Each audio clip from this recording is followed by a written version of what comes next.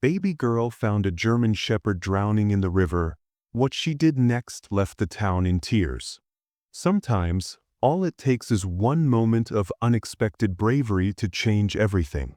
A child's simple act of kindness will leave you speechless. You won't believe what happens next. Like, share and subscribe. This is the kind of story that restores your faith in humanity.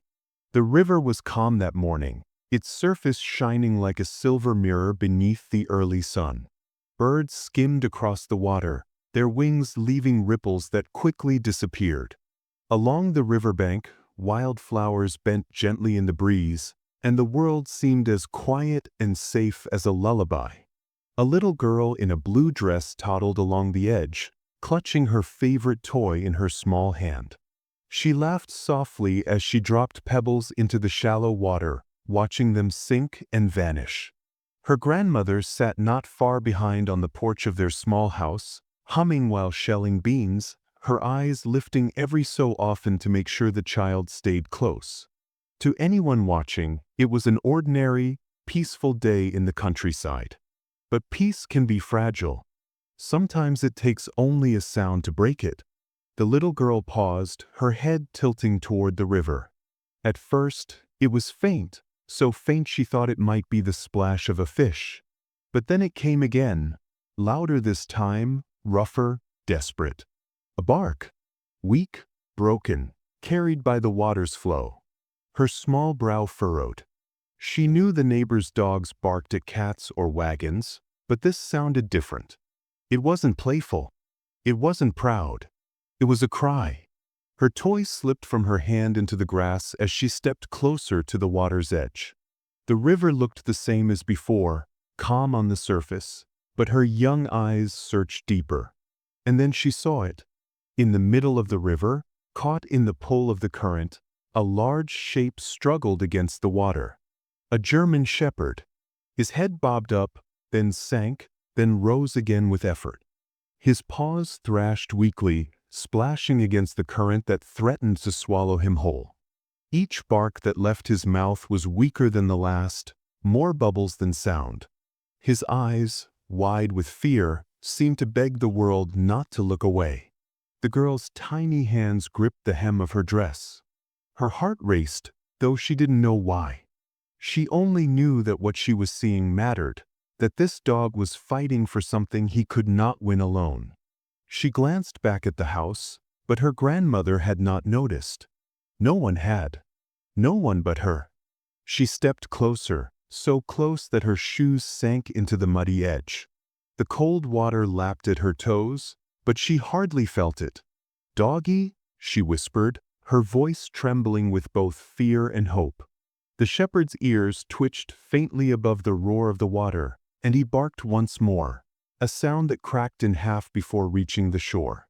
The river carried on, careless and unbothered, but the moment was no longer ordinary. A little girl had heard what the grown world had missed. And in that fragile instant, as innocence met desperation, a story began, one that would test a town, soften hardened hearts, and leave behind tears no one expected. For what the child chose to do next would change everything. The river cut a gentle line through the countryside, the kind of place people trusted without thinking. In summers past, families spread blankets on the bank and opened baskets full of sandwiches and cold apples. Children raced to the edge with jars to catch minnows, then set them free with squeals and claps. Old men cast lines from the shady bend, patient as the water itself. The river gave back small gifts, smooth stones, cool breezes, a place to rest your eyes. And in return people told stories about it, stories that started with "remember when" and ended with a laugh. On most mornings it looked harmless, almost sleepy. Sunlight laid a silver ribbon along the surface. Willow branches dipped their tips into the water like they were checking the temperature. A pair of ducks left twin wakes that widened and faded. If you stood still long enough, you could hear the river speak in low sounds, the slip of water around a root, the tiny clap against a rock, the hush under the bridge. It felt like a friend, the kind you don't need to dress up for. But spring is a different kind of friend. It brings snowmelt from far hills and rain that falls for days, and the river swells with all of it.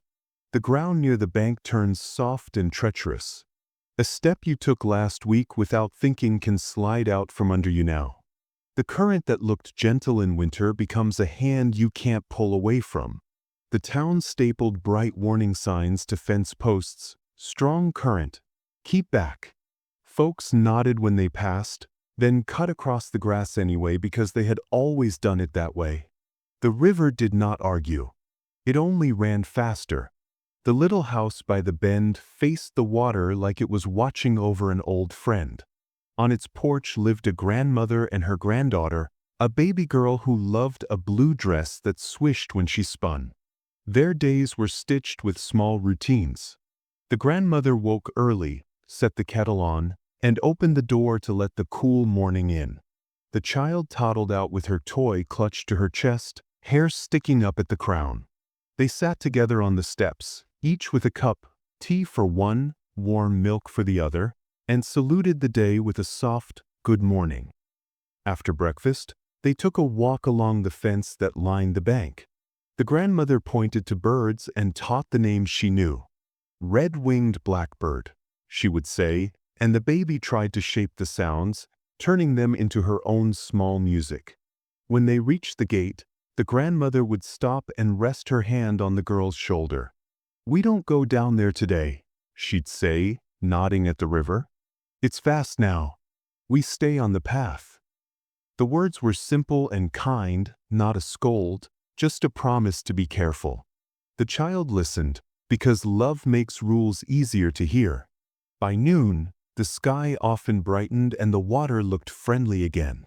That was its trick, how it could hide its power under a calm skin. The surface slid by like silk, and you could almost forget how strong it was underneath. Sunlight tossed coins of light into the shallows, and minnows flickered in and out like sparks. But when a branch fell in, it didn't float lazily the way it used to.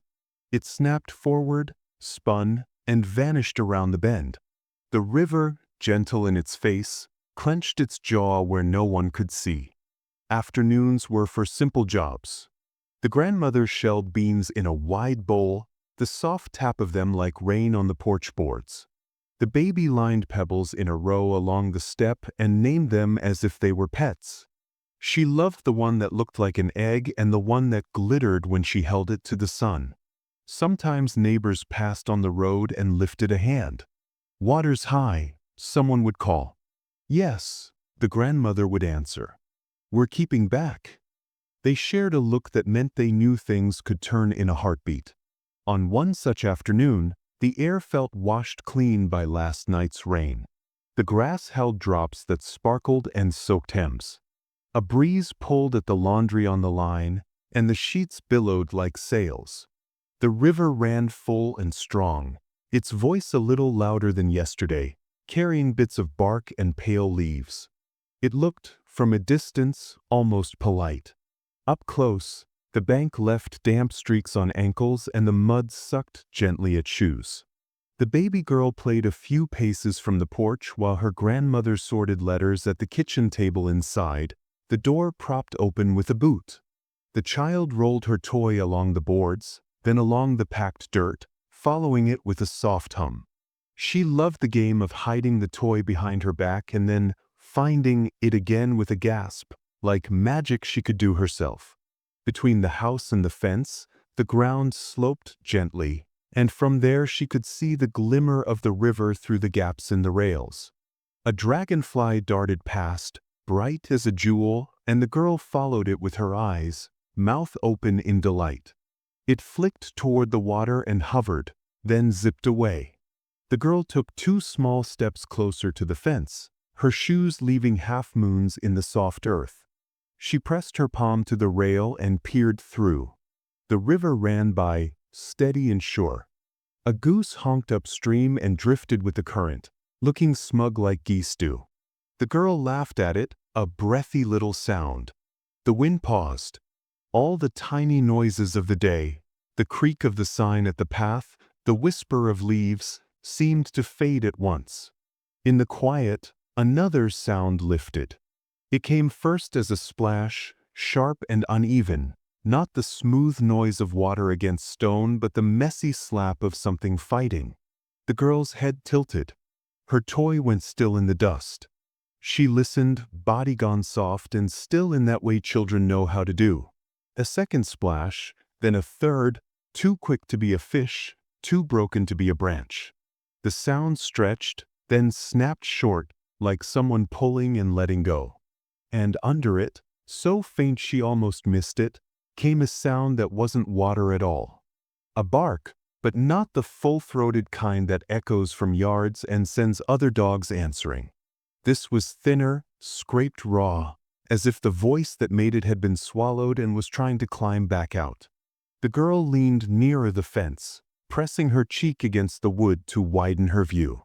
The river slid by, bright where the sun hit it, dark where the willow's shadow fell.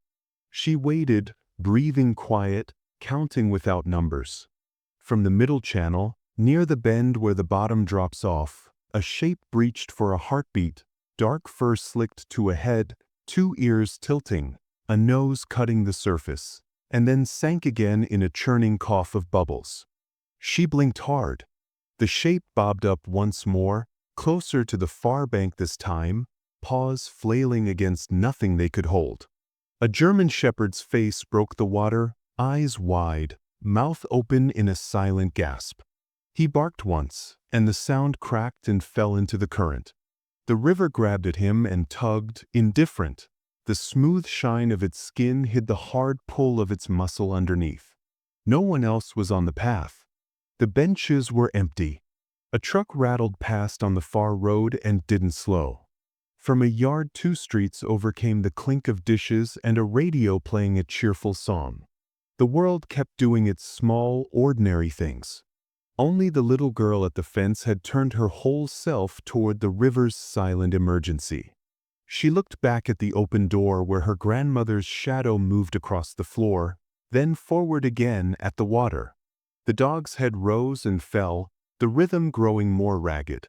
For a second he caught on a low branch and kicked, but the current twisted him free and dragged him farther into the deep channel. His paws churned white, claws raked air. The bark, when it came, was hardly anything now. The girl's fingers curled around the rail so tight her knuckles whitened. She did not have the words for what the river was doing. She only knew what it meant to hold and what it meant to let go, and the river was trying to take.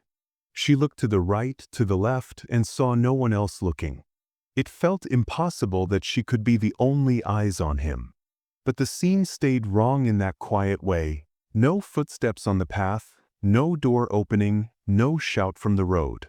A fresh splash cut the air, bigger than the ones before, and the dog's body rolled, the back half vanishing as the front half fought to stay. The bark that followed was strange, more bubble than voice, and then only the slap of water answered. The girl swallowed, the sound loud in her own ears. The river hummed its low spring song like nothing at all had happened. She stood on tiptoe and pressed her face to the widest gap in the boards, breath fogging the wood. Another small cry rose from the water and fell away, and with it came a simple, strong thought that filled her chest the way wind fills a sail. He needs help. The thought was not loud. It did not scare her. It just stood up inside her and would not sit down. She glanced once more toward the house, then back to the river, and listened with all of herself to the splashes and the weak bark that no one else, in that moment, seemed to hear. She knew the rule as well as she knew her own name. We don't go down there today. It's fast now. We stay on the path. Her grandmother had said it with a kind voice, not a hard one, and that made it easier to keep. But the river's sound had changed, and the splashes were not like play. The little girl stood on tiptoe at the fence gap, watched the dark head rise and sink, and felt the rule pull one way while her heart pulled the other. Her heart won. The gate latch clicked. She slipped through. Her blue dress flashed against the green like a small flag as she hurried down the slope. The ground was soft, and her shoes sank, leaving little moons in the mud. The river was bigger up close, louder too. It filled her ears, a rushing voice that wanted to drown out all the others. Still, she could hear the bark. It came thin and torn, like cloth caught on a nail. She looked left and right. No one. The benches were empty, the path bare, the bridge quiet. Only the water moved fast, fast, fast. She reached the edge and stopped because the earth stopped. A thin strip of wet mud met the dark water, and the water did not wait. It slid past with a skin like glass and a body like a hand. In the middle channel, where the bottom fell away, the shepherd's head bobbed up, eyes wide, ears flat. His paws thrashed in a wild rhythm that had no beat. He barked once and swallowed the end of it. Bubbles broke where his mouth had been. He blinked salt and panic from his eyes. The girl's chest squeezed. She felt fear. It came up her arms like cold. But she also felt something warmer, stronger. The feeling that had made her carry her toy to tuck under a blanket. The feeling that made her share bread with birds. Compassion stood taller than fear. It made her legs bend and her hands reach. "Doggy," she called, voice shaking. "Hold on." The river didn't care about words. The dog couldn't answer with anything but one more weak bark. Even that cost him. She looked for something, anything, that could turn her wanting into help. There were no ropes, no nets, only the world as it was.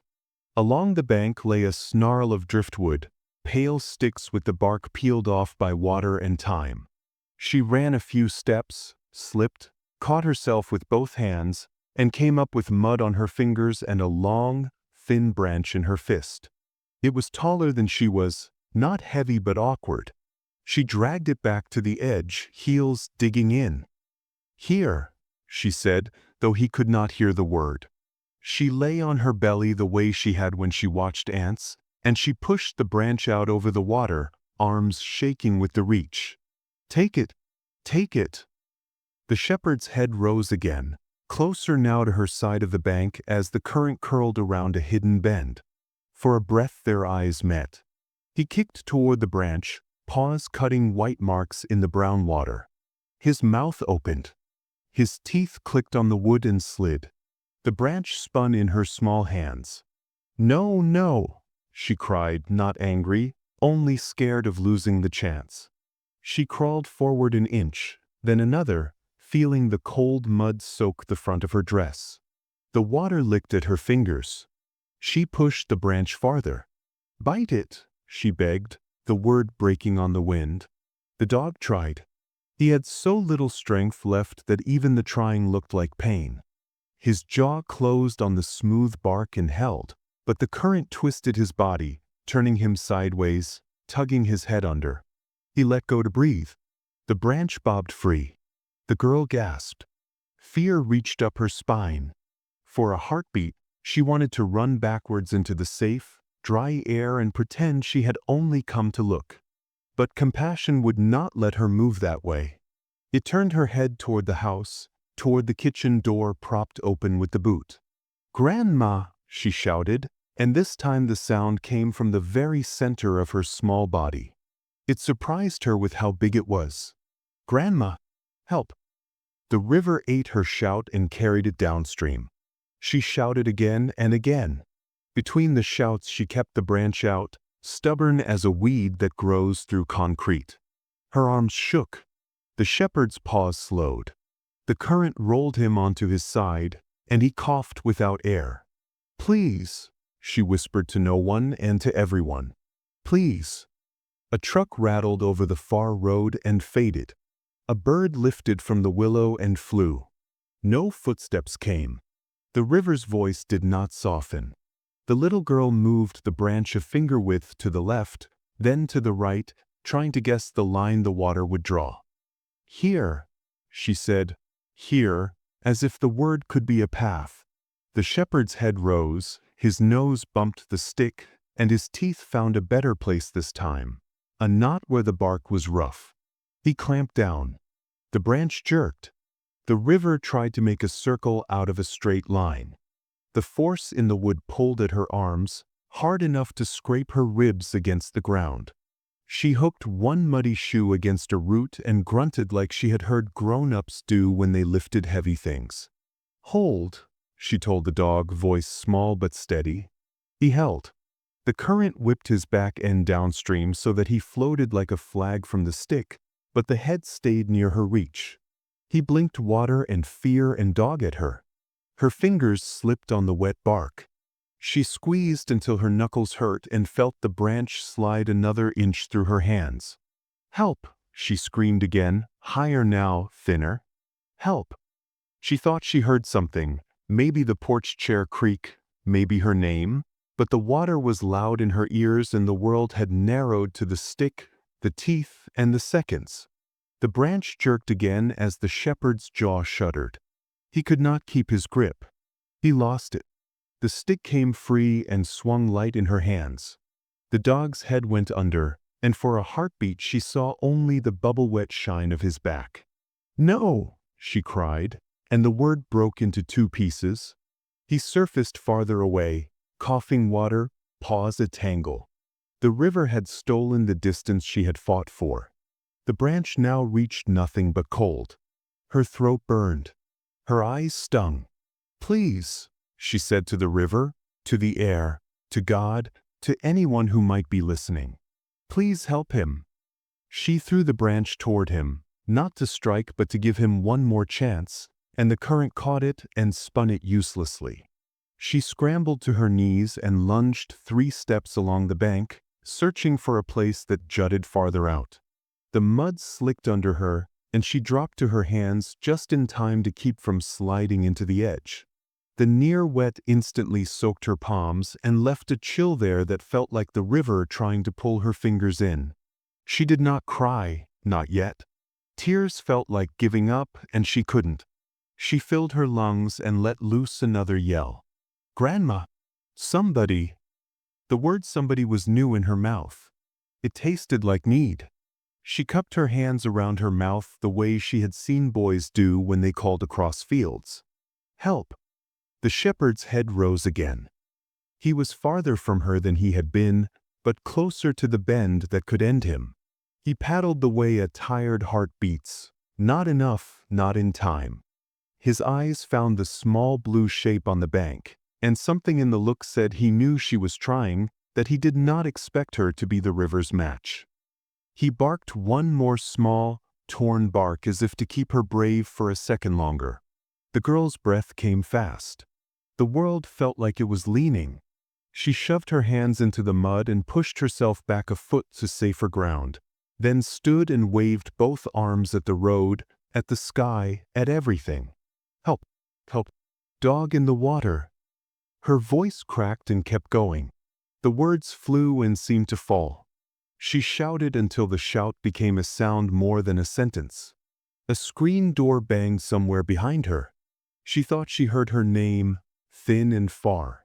She didn't turn. She could not. She kept one eye on the bend and one on the shape in the current, and she kept talking to him because silence felt like leaving. "Stay," she said, a word she had heard people say to dogs but never like this. "Please stay." Wind pushed the smell of wet earth into her face. The branch she had thrown bumped the shepherd's shoulder, and he tried to take it again but missed and sputtered. His paws slowed. He blinked. The river's skin looked bright and smooth, the way a blade looks bright, and beneath it the pull was a fist. "Help!" she screamed with all the air left in her. The cry shot across the water, hit the far bank, and came back smaller. For a heartbeat the only answer was the river's rush and the ragged sound of a dog trying not to sink. Then, faint, like a bell under a blanket, came the answering sound of a door flung wide and a woman's voice calling the child's name hard and scared. The girl did not look away. She kept her eyes on the head in the water and the dark bend beyond and held her breath without meaning to, as if holding breath could hold time. Would anyone reach them in time? Would anyone strong enough here? The river did not say. It rushed on, the blue dress bright against its wide, dark run, a small scrap of color standing its ground while the world decided whether it would listen. The screen door banged open, and the grandmother's voice cut through the rush of water. She saw the small blue dress at the edge and the dark shape in the current and did not waste a second. "Stay there," she called to the child, already moving, already running. Her shoes slid in the mud as she came down the slope, one hand catching the fence, the other waving toward the lane. "Help! By the river!" she shouted, her voice sharp enough to carry. A neighbor stepping from his truck turned, squinting toward the bend. He heard the cry, then saw the dog's head rise and sink like a bad dream. "Ropes!" he yelled, cupping his hands to his mouth. "Bring ropes!" From porches and yards, people looked up. A man tossed down a rake and ran. A woman dropped a bag of feed and followed with her phone in hand. Someone grabbed the coil of orange rope that usually hung on a hook in a garage and sprinted. Another rolled a garden hose off its reel, anything long enough to reach. The grandmother reached the girl and gathered her back by the shoulders, setting her feet on firmer ground. "You did right to shout," she said, breathing hard but steady. "We've got him now." The little one nodded, eyes never leaving the water. "He's tired," she whispered. "He's so tired." The dog bobbed again, mouth open, pulling at water like it was air. Two men skidded to a stop at the bank, flinging the rope out in loops that slapped the surface and snaked away. "He's drifting," one called, already stripping off his boots. Another neighbor, broad-shouldered, a farmhand with sunburned arms, kicked off his shoes and dove without ceremony, cutting a clean line into the cold. He came up with a gasp, hair slicked to his head, and struck for the shepherd with strokes that were all purpose and no show. "Keep your feet back," the grandmother told the girl, anchoring her with an arm.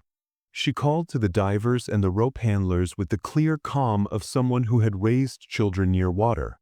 "Work downstream of him. Don't push him under." The men nodded, breath white in the cool air, hands burning as the rope bit into them.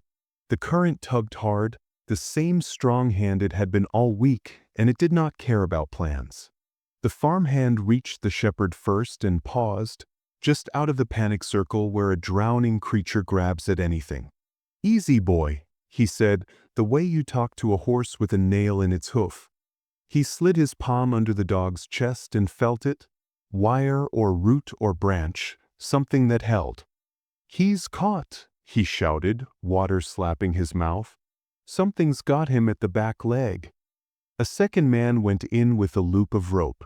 He swam short, hard strokes, teeth clenched, and the current shoved him sideways like a door on a bad hinge. "Line," he yelled, and the folks on shore fed it out, then braced.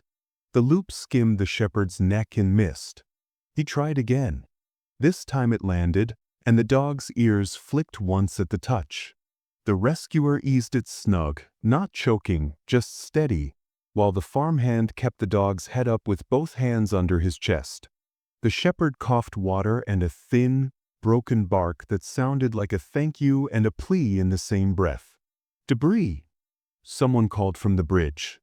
"There's a tangle by the bend coming fast." Heads jerked.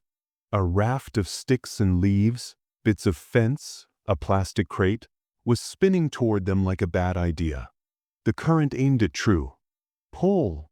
the rope man on shore shouted, heels digging trenches in the mud.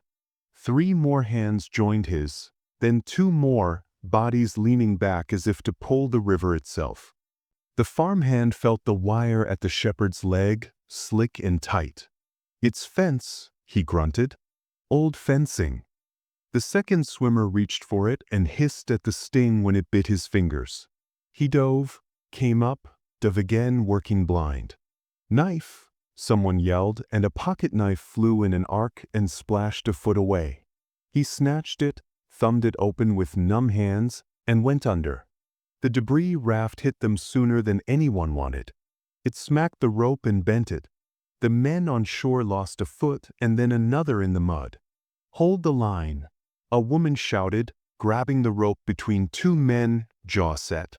The child cried out as the shepherd disappeared for a heartbeat under the tangle. The farmhand shoved with his shoulder, taking the hit so the dog wouldn't.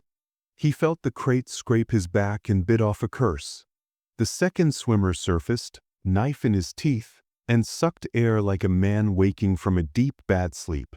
Almost, he rasped and went down again. Time turned into counts. 1, 2, 3, 1, 2, 3, 4. The rope burned palms and painted stripes on wrists. The grandmother kept talking, to the men, to the girl, to the dog. Good boy. Stay with us. We're here. The child echoed it in a whisper. We're here. It seemed to help her as much as him. Cut.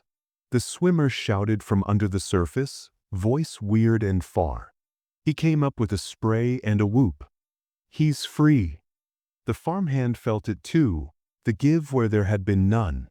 Back us out, he barked, and the line on shore drew tight as a guitar string. The crowd leaned like a team, boots slipping, knees shaking, faces set in one shared effort.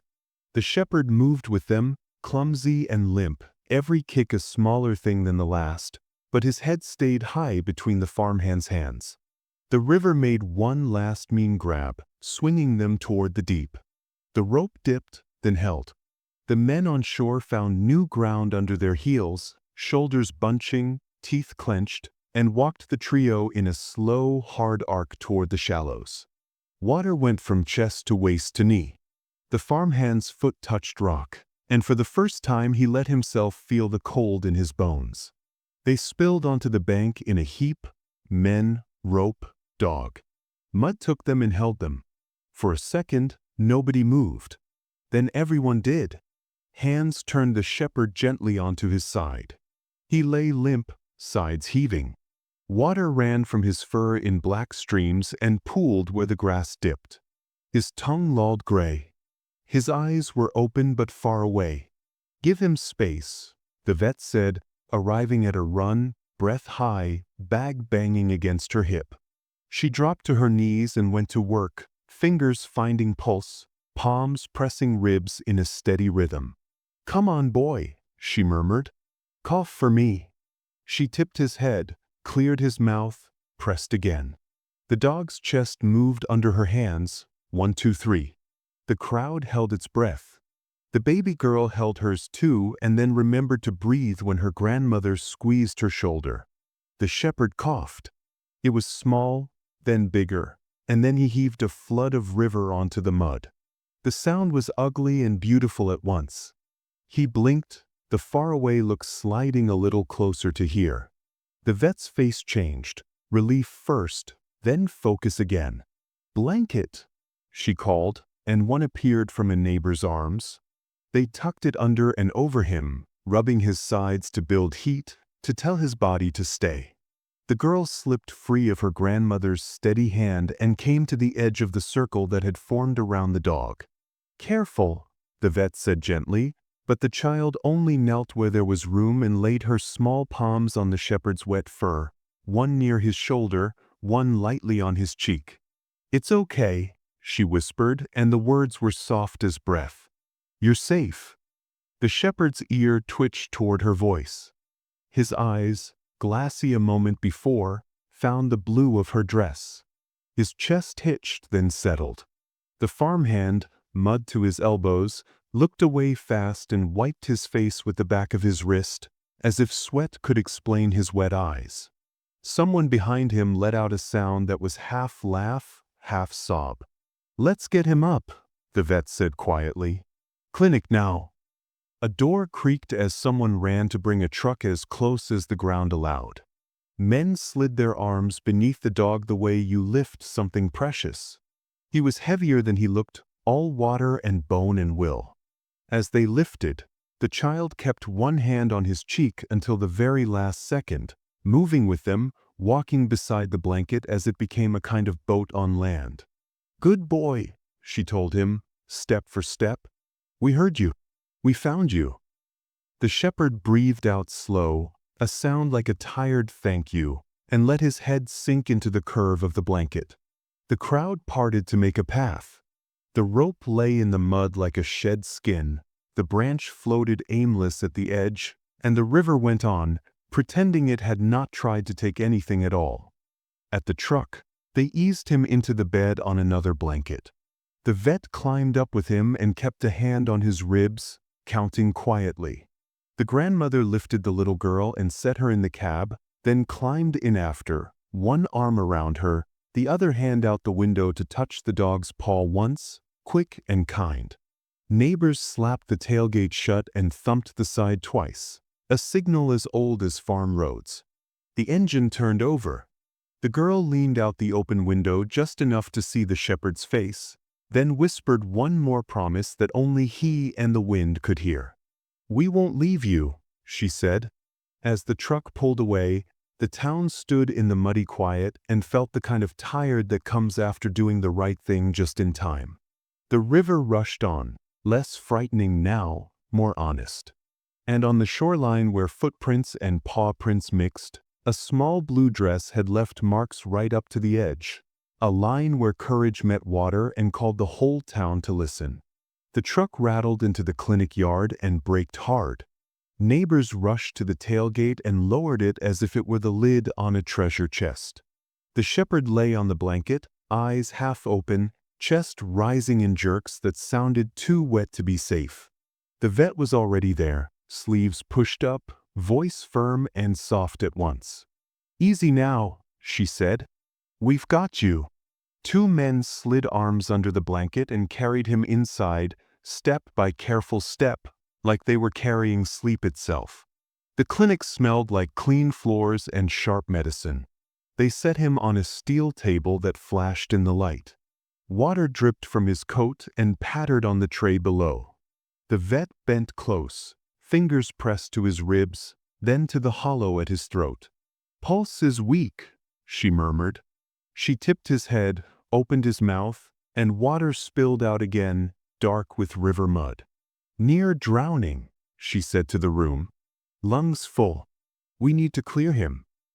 She ran a tube along his tongue and down, eyes steady, hands sure. The shepherd gagged weakly, then coughed. Each cough shook him from nose to tail. More river came up, more mud, more of the weight he'd carried inside.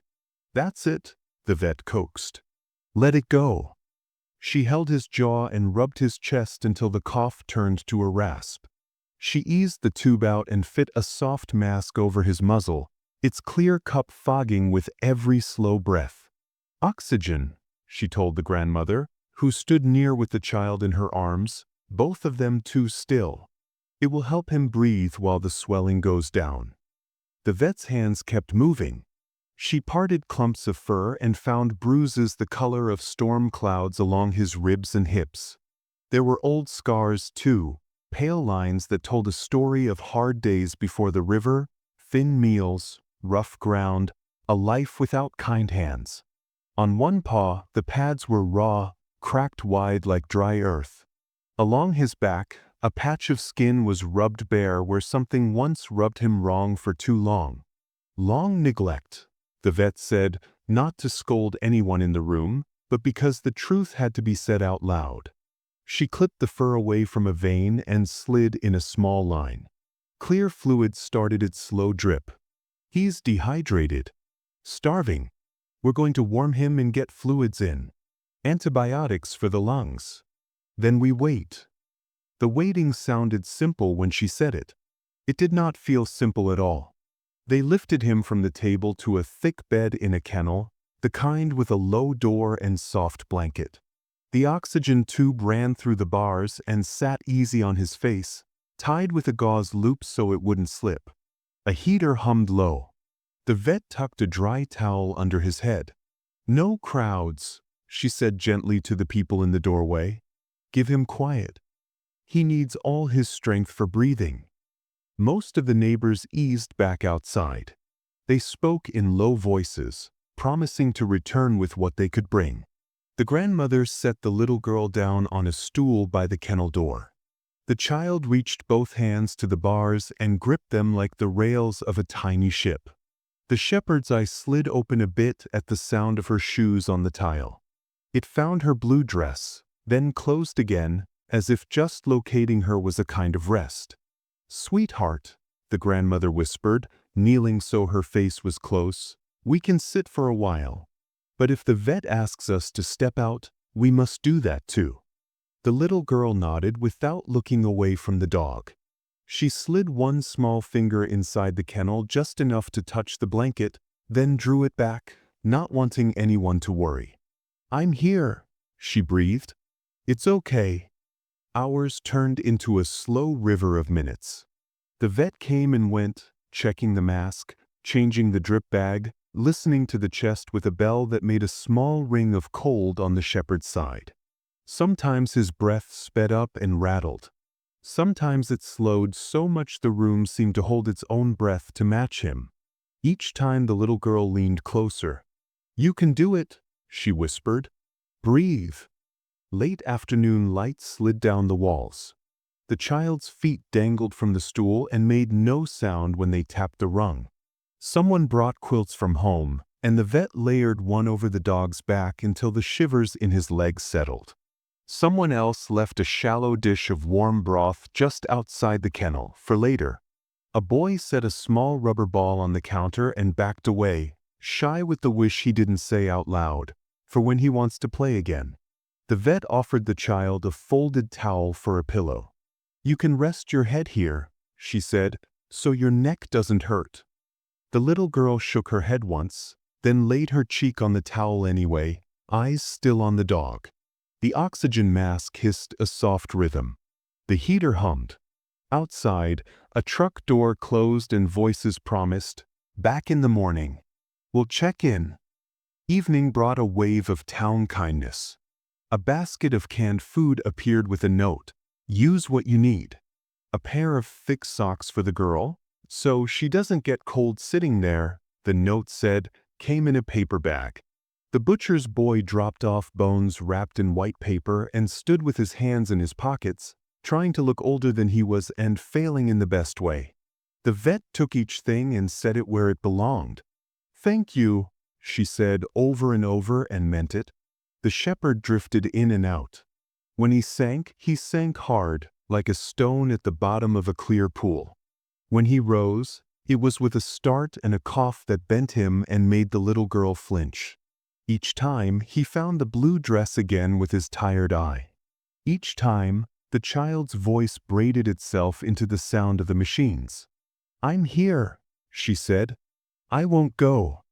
Once, near midnight, the vet tried to send the pair home. "He'll rest," she promised. "I'll call if anything changes." The grandmother stood and smoothed the girl's hair.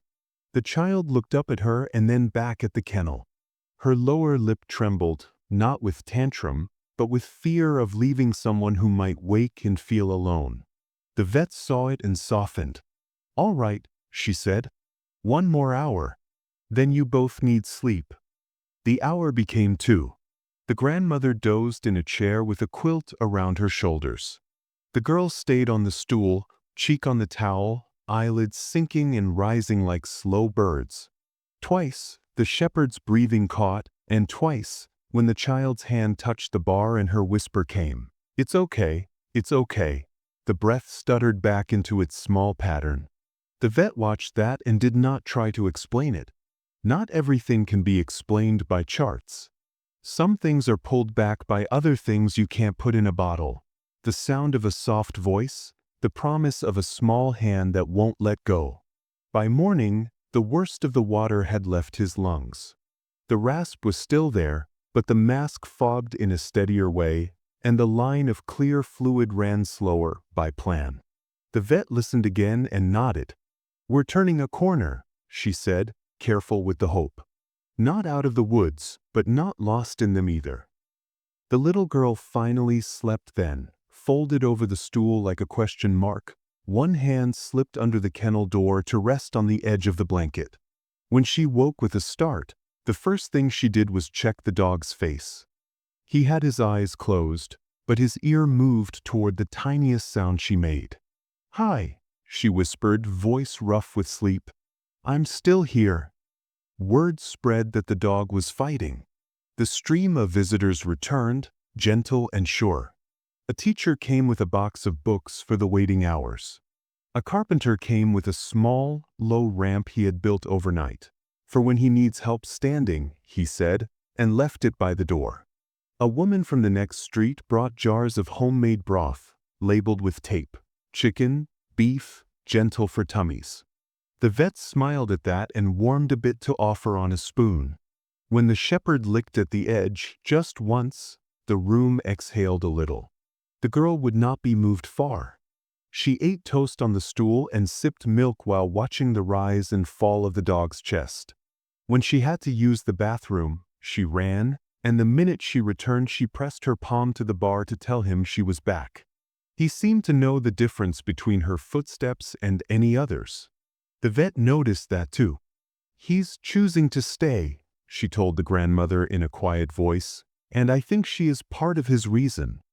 That afternoon, the shepherd tried to lift his head and failed.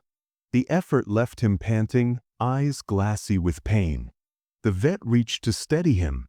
"Not yet, friend," she said. "Let the healing do its work."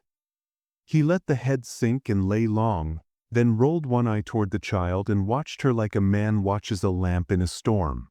She laid her hand flat on the blanket again and hummed a tune with no words. The sound was thin and sweet and steady as rain on a roof. The dog's breathing evened under it. By sunset, the clinic looked like a small storehouse of care. Blankets folded in a neat stack. Bags of food lined up along the wall. Toys waiting for a day when play would be possible. A hand-lettered card taped to the kennel door. "To the brave dog from the river, keep fighting. We're with you." The vet kept her charts honest, heart rate, breath, temperature, but when she finished writing, she added a quiet line to herself. "Stayed because the child stayed." The little girl, still in her blue dress, leaned forward until her forehead touched the cool bar. "We found you," she whispered, as much a promise as a memory. "Don't let go." The shepherd blinked once, slow, as if each blink took thought. His tail didn't move yet. His paws didn't try. But something inside him held fast, tied not to the line in his leg or the mask on his face, but to the small, patient presence at his door. Night came. The heater hummed. The river, far away now, ran on without him. And in a quiet room lit by one lamp, a town's gifts piled up around a life that had almost slipped away, while a child's soft voice kept tugging that life back, breath by breath, toward the safe and simple word both of them had needed from the start: stay. The days that followed were slow and careful, like someone learning to breathe all over again. The shepherd slept more than he woke, his chest rising in a gentler rhythm, the rasp easing as the swelling in his lungs went down. The oxygen mask came off for a few minutes at a time, then for longer stretches, until it hung beside the kennel like a helmet set aside after a hard fight. He didn't try to sit up. He just watched, blinking as the room moved around him. The vet's steady hands, the grandmother's soft steps, the little girl's blue dress that always stopped at his door. The first sip of water was small enough to miss if you weren't looking.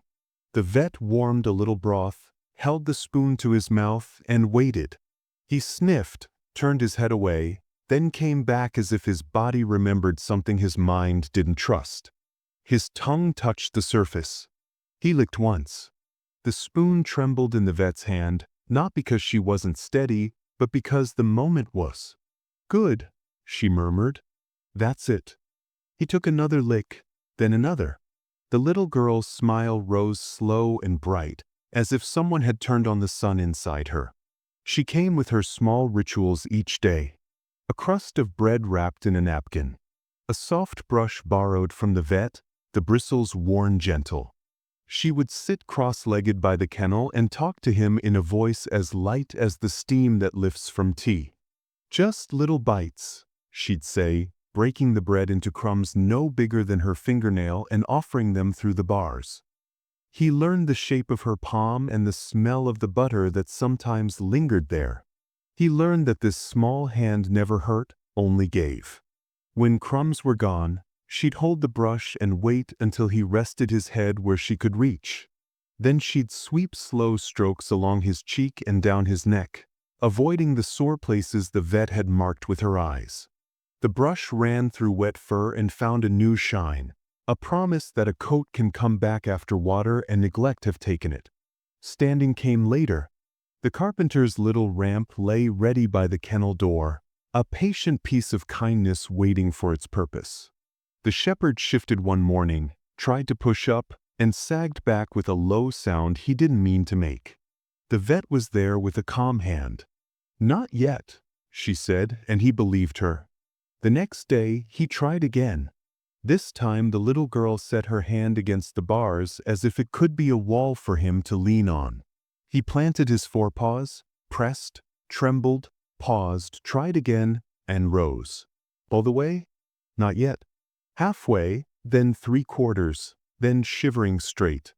His breath came hard, but his eyes were clear. The room held its breath until he found his balance. The girl clapped once and then caught herself, the sound small and quick like a bird. "You did it," she whispered, as if telling a secret he'd want to keep. The first step was a slide. The second had weight under it. He tested the ramp as if it might bite, then eased his paws down it, 1, 2, 3, and stood on the tile with all 4 feet touching ground for the first time since the river. He looked for her first, always for her, and when he saw the blue of her dress, his tail moved, a soft sweep that touched the floor and lifted, then tried again, stronger. The vet made a sound she pretended was a cough. The grandmother touched the corner of her eye. The little girl laughed out loud and then covered her mouth as if happiness could be too big for a room. Outside the clinic, the town began to change in small ways that felt like big ones. People stopped when they heard sounds they used to ignore. A man paused at a storm drain because he thought he heard scratching and lifted the grate to find a frightened kitten. A teenager walking home took off his headphones when a faint voice called from a porch and helped an old neighbor with a grocery bag that was too heavy for one hand. At the river, folks stood a little farther back and called out warnings to anyone who wandered close. They spoke to their children not with fear, but with respect. "The river is strong," they said. "We treat strong things with care." The river itself changed shape in people's minds. It wasn't only danger anymore. It was a reminder.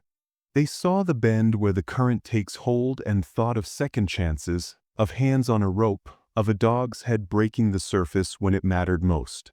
On Saturday, a few families brought trash bags to the bank and picked up what the water had left behind: bottles, wrappers, a cracked bucket, a shoe missing its pair.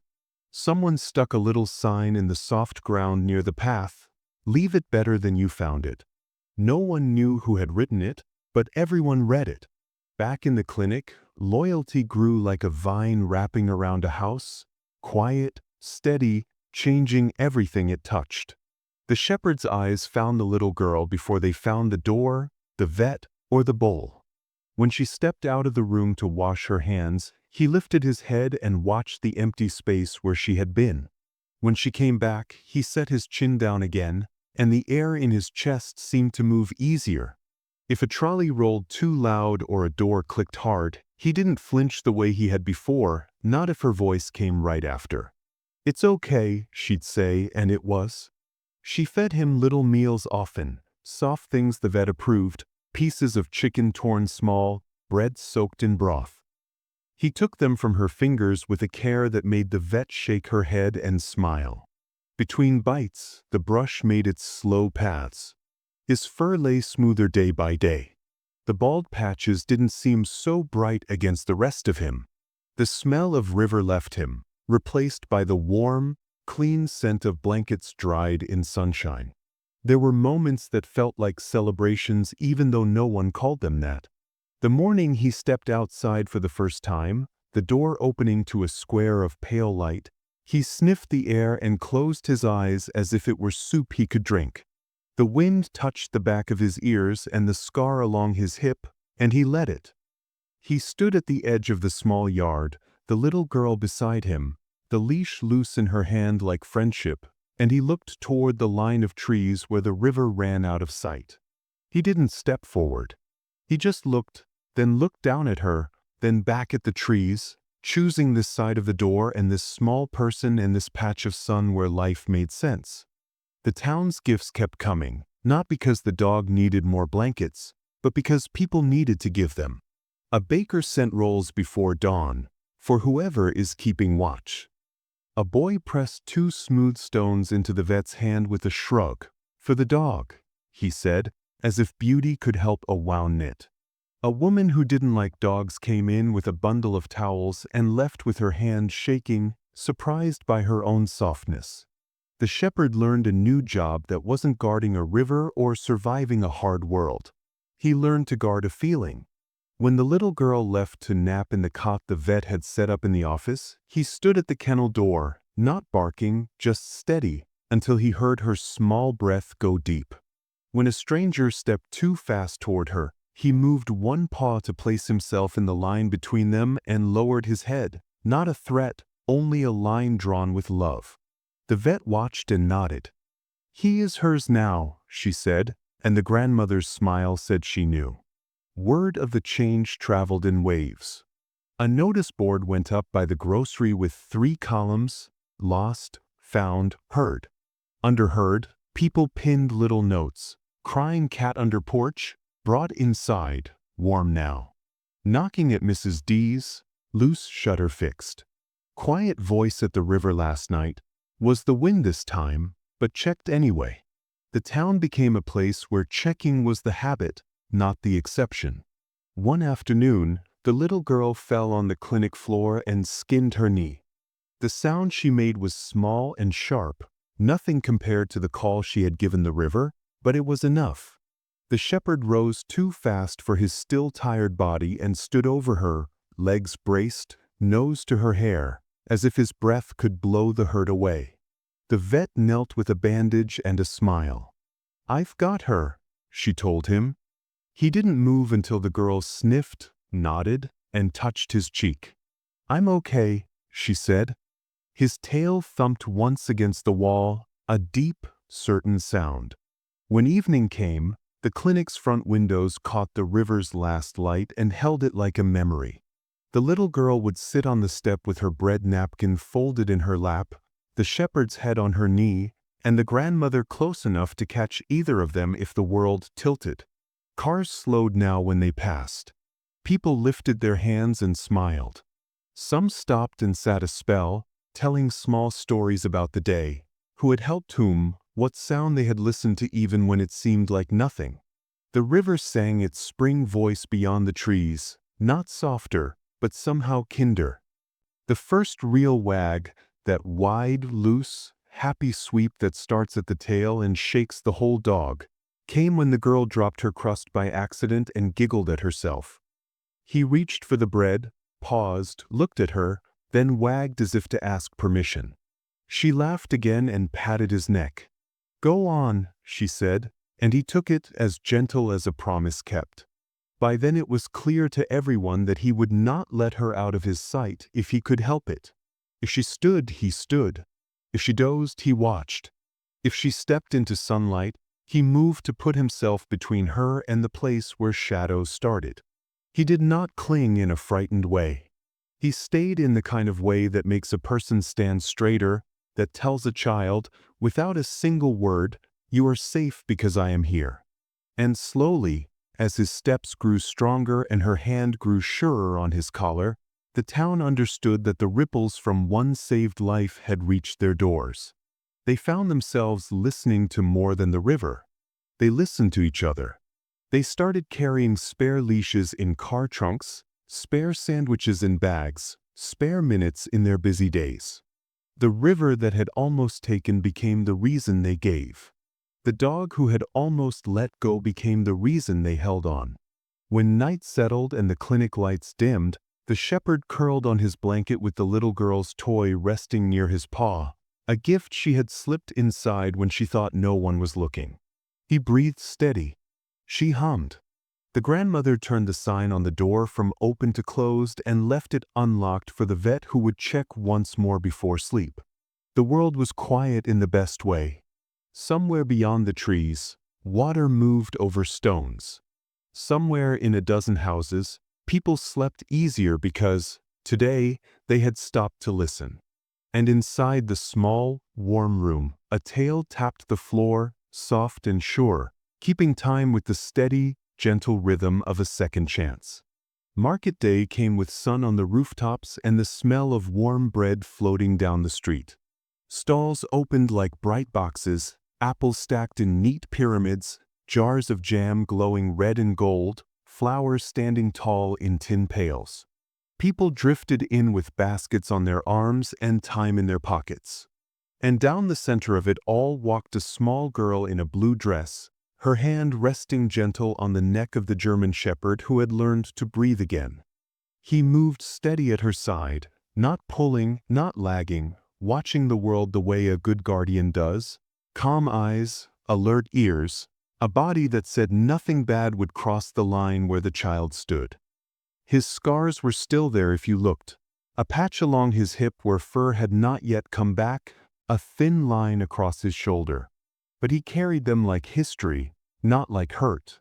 When the girl laughed at a crooked tower of oranges, his tail swept once, a quiet yes to her joy. The market slowed as they passed. A young mother bent low to her son and whispered, "That's him," and the boy's mouth made a small "oh," the kind a person makes when a story steps out of words and into the street. The flower woman lifted a daisy and tucked it behind the child's ear. "For bravery," she said. The shepherd sniffed the petals and blinked slow. The butcher set a bundle on the edge of his stall, a bone wrapped in white paper. "For your friend," he told the girl, and waited until she nodded before pushing it closer. The old man who had once kept walking when he heard a splash removed his cap and held it to his chest. "I am sorry," he said to the dog, to the child, to the river that had almost taken. His voice shook, but his eyes did not look away. The vet, passing with a bag of carrots and a smile she couldn't hide, crouched to check the shepherd's gait. "Strong," she said softly. "Look at you." He stood still for her touch, then leaned back toward the girl as if to say, "I am done with tests. I am on my real job now." Children gathered in a small ring, careful without being told, hands tucked to their sides until the girl said, "You can pet him, but soft." They reached out one by one, and the shepherd accepted each touch with a patience that told them they were safe, that they were seen. People didn't just see a dog that day. They saw what he had carried and what he had given back.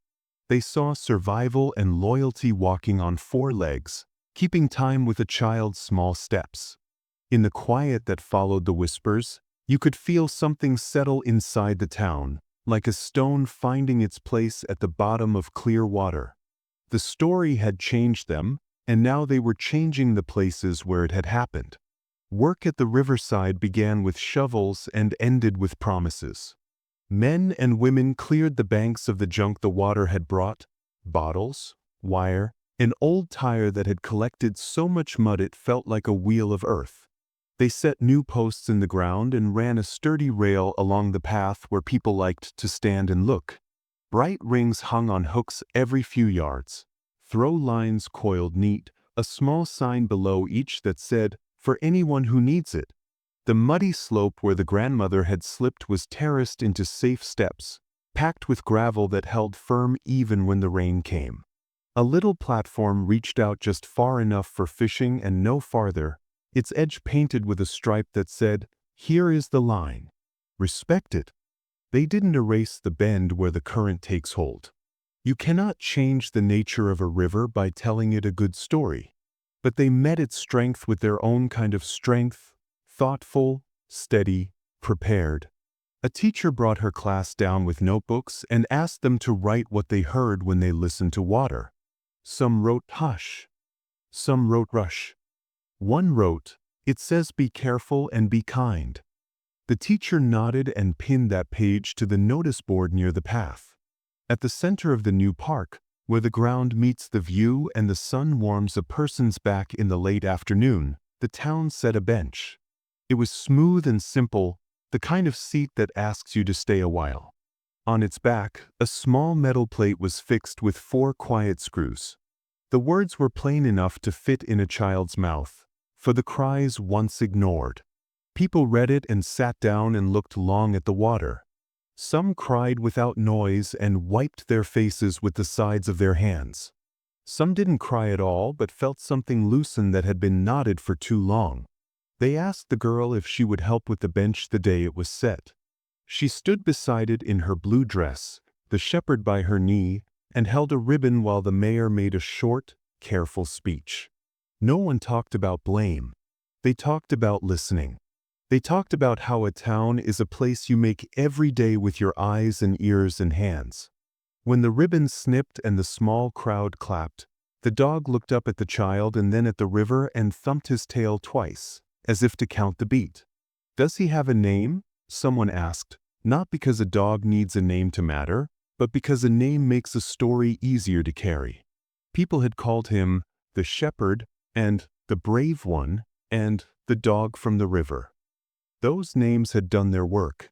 The girl smoothed his ear between her fingers and looked toward the water that ran fast and honest beyond the railing. "River," she said. "His name is River." The word sat right on his collar, like it had been waiting for its place. A tag was made for him at the hardware store, a small circle that clicked against his collar when he walked. One side said River. The other read Never Alone. It was not just a tag. It was a decision.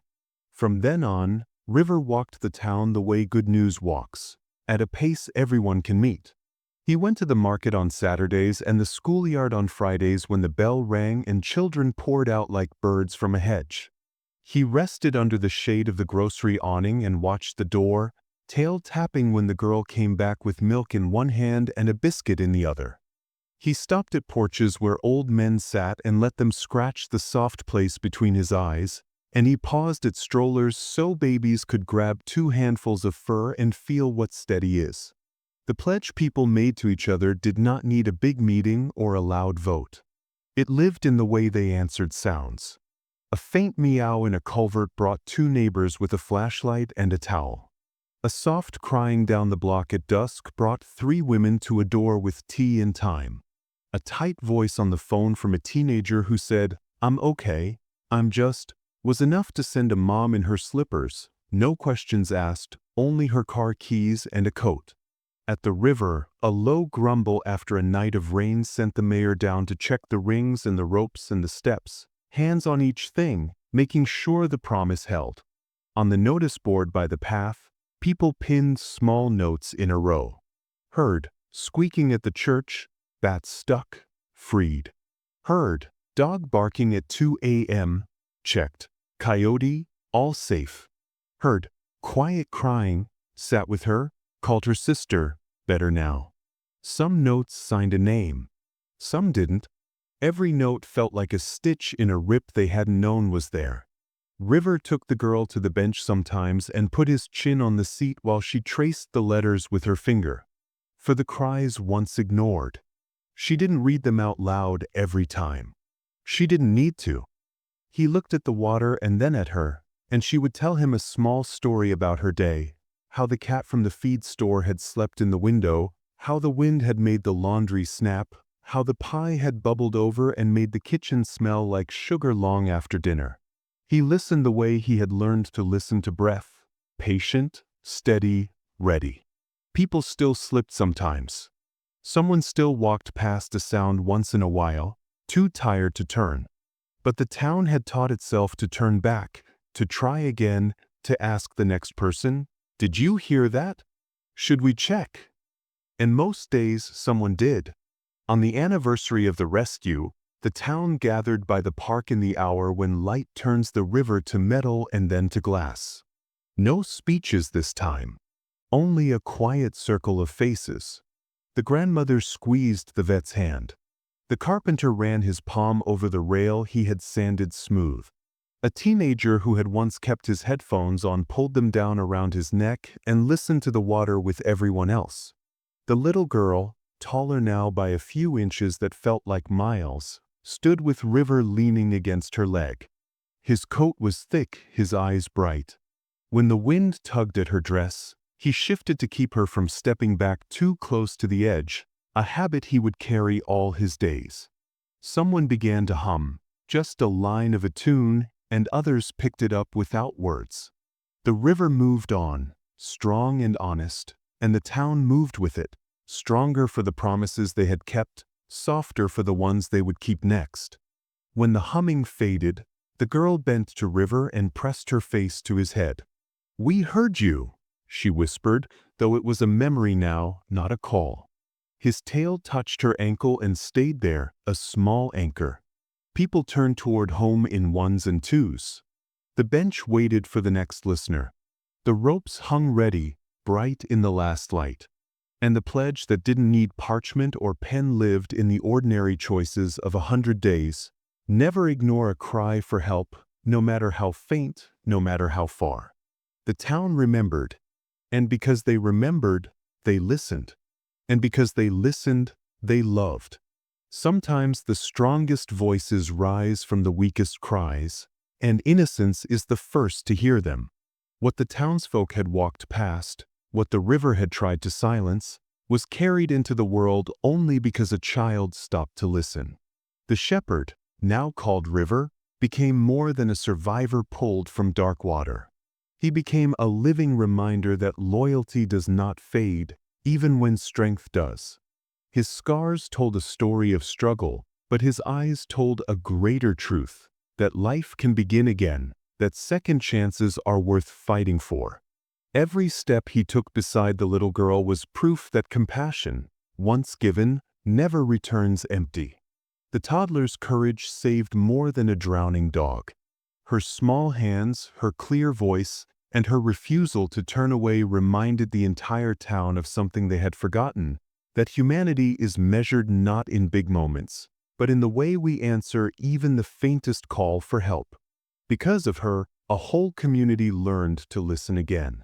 The river, once only a place of danger, became a symbol of second chances. The town's pledge, carved not in stone but in everyday acts of kindness, was simple: never again will they walk past a cry unheard.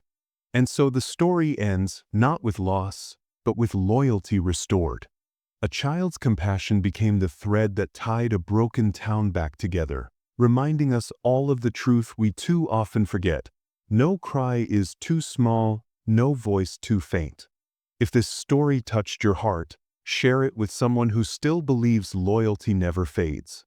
Like, comment, and tell us where you're watching from.